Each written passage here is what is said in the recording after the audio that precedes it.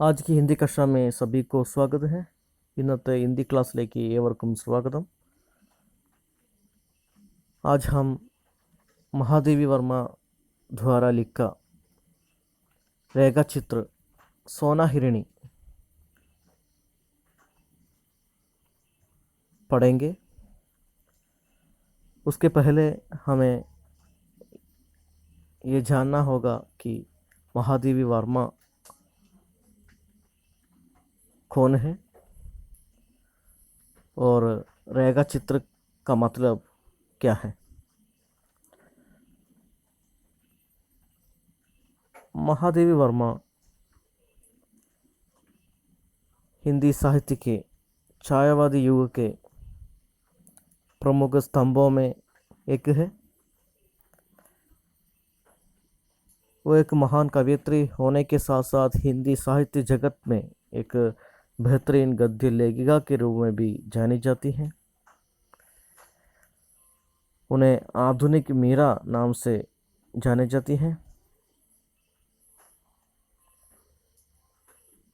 उनकी कुछ कविता संग्रह का नाम है निहार, रश्मि, नीरजा, सांध्य गीत आदि. उनकी कुछ रेखा चित्र का नाम है अतीत के चलचित्र, स्मृति की रेखाएं, श्रृंखला की कड़ियाँ, मेरा परिवार आदि. इसके अलावा यामा नामक काव्य संकलन के लिए उन्हें भारत का सर्वोच्च साहित्यिक सम्मान ज्ञानपीठ पुरस्कार प्राप्त हुआ है.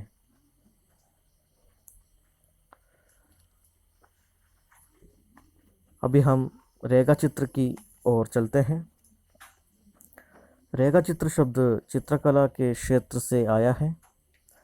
चित्रकला के क्षेत्र में रेखाओं का बड़ा महत्व होता है. कलाकार के भावों की अभिव्यक्ति रेखाओं के माध्यम से ही होती है. इस प्रकार विभिन्न रेखाओं के माध्यम से बनाया गया चित्र ही रेखा चित्र है. साहित्यिक क्षेत्र में चित्र के स्थान पर शब्द चित्र होते हैं.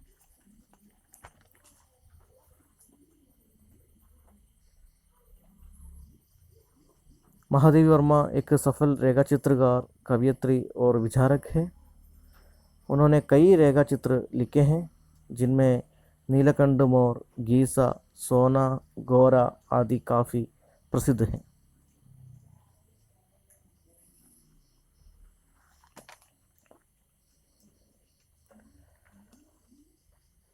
आप जानते हैं कि मनुष्य और दूसरे जीवों का संबंध कितना महत्वपूर्ण है. कई बार पशु पक्षी या अन्य प्राणी अपने प्रेम भरे व्यवहार, अपनेपन और समझदारी से हमें प्रभावित करते हैं. उनके साथ अच्छा व्यवहार करें तो वे भी हमें अपना मानते हैं, हमारे सुख दुख के साथी बन जाता है.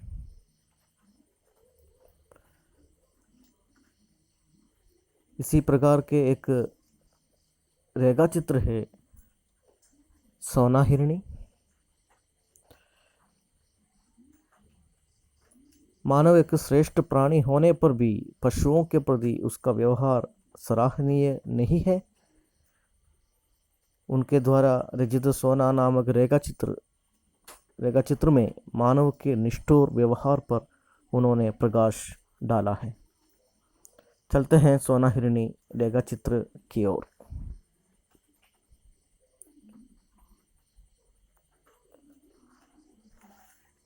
सोना हिरणी. सोना की आज अचानक स्मृति हो आने का कारण है मेरे परिचित स्वर्गीय डॉक्टर धीरेन्द्र नाथ बसु की पौत्री सुस्मिता ने ഇവിടെ മഹാദേവി വർമ്മ പറയുകയാണ്, ഇന്ന് സോന എന്ന് പറയുന്ന അവരുടെ മാനിനെ പെട്ടെന്ന് ഓർമ്മയിൽ വരികയുണ്ടായി. അതിനൊരു കാരണമുണ്ട് എന്നാണ് പറയുന്നത്. അവർ മുമ്പ് വളർത്തിയിരുന്ന സ്വന്തം കൂടപ്പിറപ്പ് പോലെ വീട്ടിലെ ഒരു അംഗത്തെ പോലെ വളർത്തിയിരുന്ന ഒരു മാനായിരുന്നു സോന. ആ സോനയെ മഹാദേവി വർമ്മയ്ക്ക് ഓർമ്മ വന്നു. അതിനൊരു കാരണമുണ്ട് എന്നാണ് പറയുന്നത്. സോന ഹിരണിയെ പോലെ തന്നെ ഒരുപാട് മൃഗങ്ങളെപ്പറ്റി അവർ രേഖാചിത്ര എഴുതിയിട്ടുണ്ട്. ഒരുപാട് മൃഗങ്ങളെ അവരെ വീട്ടിൽ അവർ വളർത്തിയിട്ടുണ്ട്. मेरे परिचित स्वर्गीय डॉक्टर धीरेन्द्रनाथ वसु की पौत्री सुस्मिता ने लिखा है. എൻ്റെ പരിചിതനായ, അതായത് മഹാദേവി വർമ്മയുടെ പരിചിതനായ ഡോക്ടർ ധീരേന്ദ്രനാഥ്, അദ്ദേഹം മരിച്ചുപോയി. അദ്ദേഹത്തിൻ്റെ ധീരേന്ദ്രനാഥ് വസുക്കി പൗത്രി, അവരുടെ കൊച്ചുമകൾ സുസ്മിതാനെ ലിക്കാഹെ, സുസ്മിത എഴുതിയിരിക്കുകയാണ്. അതായത് നമ്മുടെ മഹാദേവി വർമ്മയുടെ പരിചയത്തിലുള്ള ഡോക്ടർ ധീരേന്ദ്രനാഥ് വസു എന്ന് പറയുന്ന വ്യക്തിയുടെ, അദ്ദേഹം ഇപ്പോൾ ജീവിച്ചിരിപ്പില്ല, അതുകൊണ്ടാണ് സ്വർഗീയ എന്ന് പറയുന്നത്. അവരുടെ കൊച്ചുമകളായ, പൗത്രി എന്ന് പറഞ്ഞാൽ കൊച്ചുമകളാണ്, കൊച്ചുമകളായ സുസ്മിത അവർക്കൊരു, നമ്മുടെ മഹാദേവി വർമ്മയ്ക്കൊരു ലെറ്റർ അയച്ചു. അതിൽ എഴുതിയിരിക്കുന്നത് ഇപ്രകാരമാണ്: गत वर्ष अपने पड़ोसी से मुझे एक हिरन मिला था. उसमें ऐसा लिखा है कि गत वर्ष എന്ന് പറഞ്ഞാൽ പ്രീവിയസ് ഇയർ, കഴിഞ്ഞ വർഷം അവരുടെ പടോസി, നെയ്ബർ, एक हिरन मिला था. നെയ്ബർ അവർക്കൊരു മാനിനെ കൊണ്ടുകൊടുത്തിരുന്നു കഴിഞ്ഞ വർഷം. बीते कुछ महीनों में हम उससे बहुत स्नेह करने लगे हैं.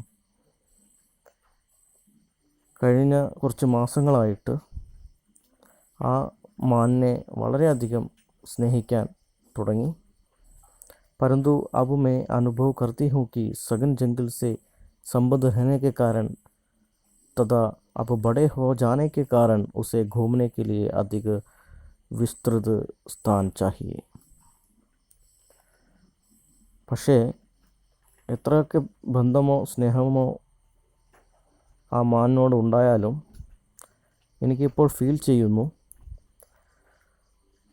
വലിയ കാടുകളിൽ, വനങ്ങളിൽ ബന്ധപ്പെട്ട ഒരു ജീവിയായത് കാരണം, അതുപോലെ തന്നെ ഇപ്പോൾ വളർന്നിരിക്കുകയാണ്, വലുതായി കഴിഞ്ഞു.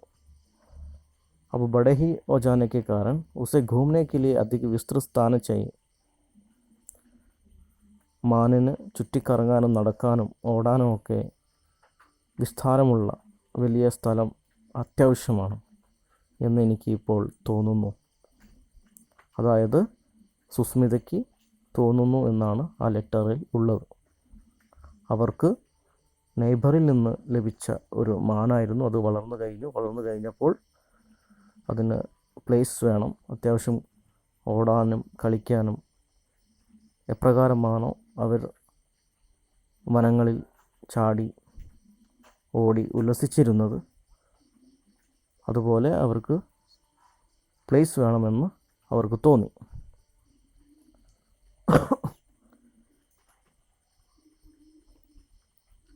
क्या कृपा करके उसे स्वीकार करेगी? സുസ്മിത ലെറ്ററിലൂടെ മഹാദേവി വർമ്മയോട് ചോദിക്കുകയാണ്, ദയവ് ചെയ്ത് ഈ മാനിനെ സ്വീകരിക്കുമോ? സച്ചുമുച്ച് മേ ആപ്കി ബഹുത് ആഭാരി രഹൂംഗി. സ്വീകരിച്ചു കഴിഞ്ഞാൽ സത്യത്തിൽ ഞാൻ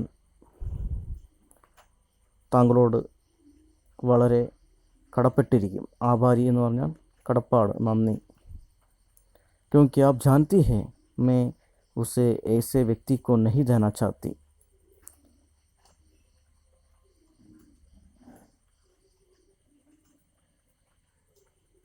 താങ്കൾക്കറിയാലോ, ഞാൻ താങ്കളെപ്പോലുള്ള ഒരു വ്യക്തിക്കാണ് എൻ്റെ ഈ മാനിനെ കൊടുക്കാൻ ആഗ്രഹിക്കുന്നത്.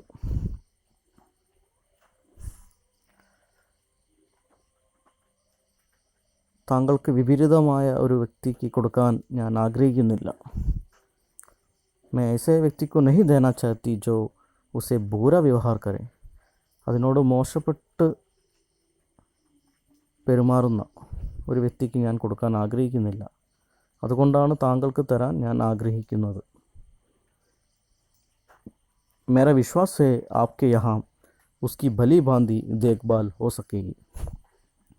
എൻ്റെ വിശ്വാസമാണ്, എനിക്ക് വിശ്വാസമുണ്ട് താങ്കളുടെ അടുത്ത് ബലിബാന്തി നല്ലവണ്ണം, ബലിബാന്തി എന്ന് പറഞ്ഞാൽ നല്ലവണ്ണം അതിന് കെയറിങ് കിട്ടുമെന്ന്. ദേഖ്ഭാൽ, കെയറിങ്. മോശമായിട്ട് പെരുമാറുന്ന ഒരു വ്യക്തിക്ക് ഞാനത് കൊടുക്കാൻ ആഗ്രഹിക്കുന്നില്ല. അതുകൊണ്ടാണ് താങ്കൾക്ക് ഞാൻ ഈ ലെറ്റർ എഴുതിയിരിക്കുന്നത്. ധീരേന്ദ്രനാഥ് വസു എന്ന് പറയുന്ന വ്യക്തിയുടെ കൊച്ചുമകളാണ് ഈ കത്തിലൂടെ ഇങ്ങനെ പറഞ്ഞിരിക്കുന്നത്. कई वर्ष पूर्व मैंने निश्चय किया कि अब हिरण नहीं पालूंगी. അങ്ങനെ ആ ലെറ്റർ വായിച്ച് കഴിഞ്ഞതിന് ശേഷം മഹാദേവി വർമ്മ പറയുകയാണ്, അല്ലെങ്കിൽ ചിന്തിക്കുകയാണ്. കൈ വർഷ പൂർവ്വം मैंने निश्चय किया कि अब हिरण नहीं पालूंगी. ഞാൻ ഒരുപാട് വർഷങ്ങൾ മുമ്പ് നിശ്ചയിച്ച ഒരു കാര്യമാണ്, തീരുമാനിച്ച ഒരു കാര്യമാണ്, ഇനി ഞാൻ മാനിനെ വളർത്തില്ല അല്ലെങ്കിൽ നോക്കില്ല. परंतु आज उस नियम को भंग किए बिना इस कोमल प्राण जीव की രക്ഷ സംഭവ नहीं है. പക്ഷേ ഇവിടെ മഹാദേവി വർമ്മയ്ക്ക് തോന്നുകയാണ്, ഞാൻ ആ നിശ്ചയിച്ച, തീരുമാനിച്ച ആ കാര്യം, ആ നിയമം അത് ഭംഗിക്കാതെ, അത് തകർക്കാതെ ഈ കോമൾ പ്രാൺ, ഈ കോമളമായ പ്രാണജീവൻ, മൃദു ജീവൻ രക്ഷിക്കാൻ എനിക്ക് ആ തീരുമാനം തകർത്തേ പറ്റൂ. അല്ലാതെ ഇതിൻ്റെ രക്ഷ, ഈ പ്രാണജീവൻ്റെ രക്ഷ സംഭവമല്ല.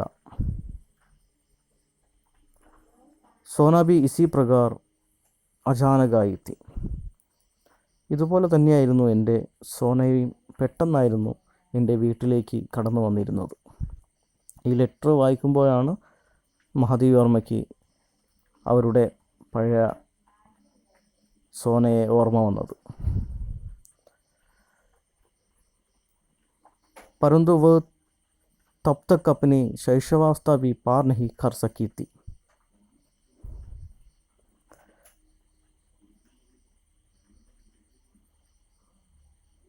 കയ്യിൽ കിട്ടുന്ന സമയം വരെ സോനയുടെ ശൈശവാവസ്ഥ, വളരെ കുഞ്ഞായ അവസ്ഥയായിരുന്നു സോനയുടേത് കയ്യിൽ കിട്ടുന്ന സമയത്ത്.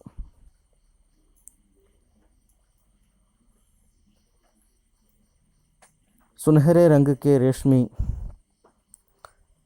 लच्छों की गांठ के समान उसका कोमल लघु शरीर था. നമ്മുടെ സോന ഹിരണിയുടെ പ്രത്യേകതകളാണ് പറയുന്നത്. വളരെ ശൈശവാവസ്ഥയിലായിരുന്നു, അതുപോലെ തന്നെ സുനഹരെ രംഗായിരുന്നു. സുനഹരെ രംഗ് എന്ന് പറഞ്ഞാൽ സോനാക്ക രംഗ്, സ്വർണ്ണ നിറം. സുനഹരെ രംഗ് കി രശ്മി ലച്ചോं की गांठ की समान उसका कोमल लघु शरीर था. അതുപോലെ തന്നെ സ്വർണ്ണ നിറമുള്ള രശ്മിയോട് കൂടിയുള്ള മാൻ, അതുപോലെ തന്നെ പട്ടുനൂൽ. എപ്രകാരമാണോ പട്ടുനൂൽ നമുക്ക് ദർശനമാകുന്നത്, അപ്രകാരമാണ് അതിൻ്റെ ഗ്രന്ഥി. അവർ ശരീരമാണ്, അത്രയ്ക്കും മെലിഞ്ഞ ശരീരമാണ് എന്നാണ്. പട്ടുനൂൽ പുഴുവല്ല, പട്ടുനൂൽ പോലെയുള്ള ഗ്രന്ഥി, അത്രയ്ക്കും നേർത്ത ശരീരമാണെന്നാണ് ഉദ്ദേശിച്ചത്. അത്രയ്ക്കും മൃദുവായ ശരീരമാണ് സോനയുടേത്.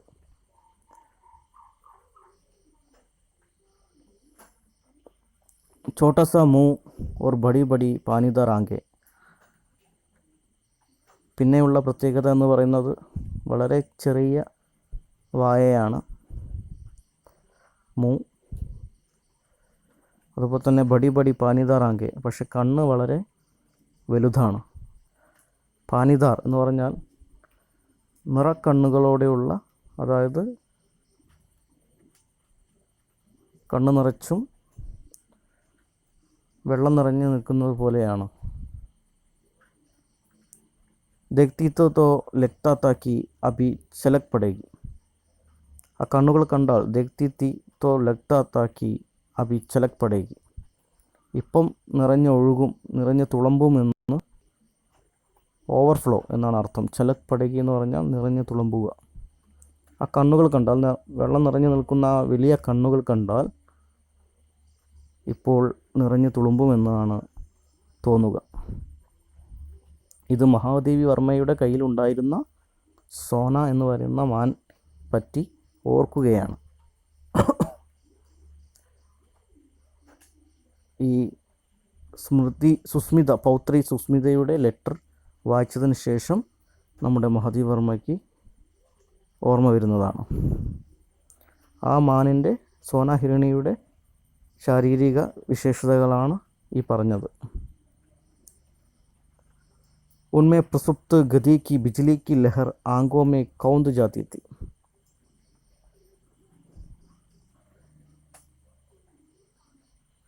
അങ്ങനെ നിറഞ്ഞു തുളുമ്പുന്ന കണ്ണുകളും, ആ കണ്ണുകളിൽ ഇടിമിന്നൽ പോലെ പ്രവർത്തനരഹിതമായ വേഗതയിൽ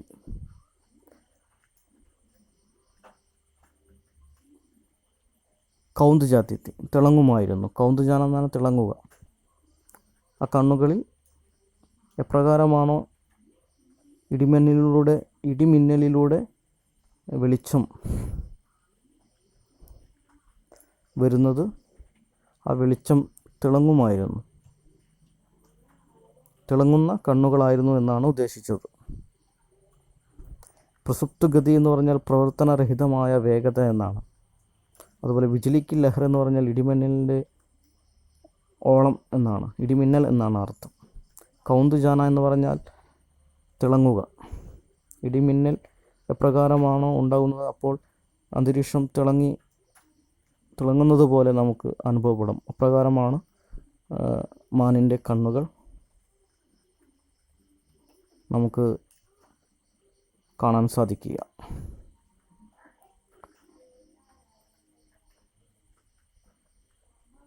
सब उसके सरल शिक्षु रूप से इतने प्रभावित हुए कि किसी चंबक वर्ण रूपसी के उपयुक्त सोना, सुवर्ण, स्वर्णलेഖ आदि नाम उसका परिचय बन गए. അങ്ങനെ ഈ ഒരു വിശേഷതകളൊക്കെ ആ മാനിനുണ്ടായിരുന്നു, സോന ഹിരണിക്ക് ഉണ്ടായിരുന്നു. അതുകൊണ്ട് തന്നെ വളരെ കുഞ്ഞായ രൂപം ഉള്ളത് കാരണം, വളരെ കുഞ്ഞു രൂപം ആയതു കണ്ട് എല്ലാവരും വളരെ സ്വാധീനിക്കപ്പെട്ടു. അതുപോലെ തന്നെ ചമ്പക രൂപം, വർണ്ണമാണ് അതിനുള്ളത്.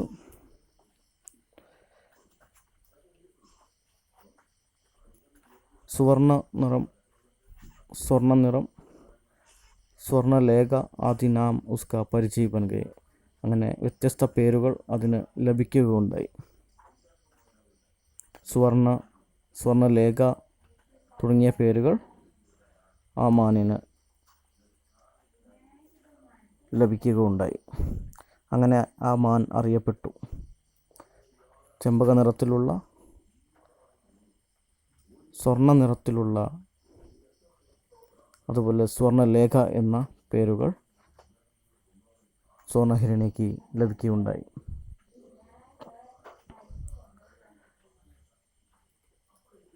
आज की कक्षा इतना ही. ഇന്നത്തെ ക്ലാസ് ഇത്രയേ ഉള്ളൂ. ധന്യവാദം.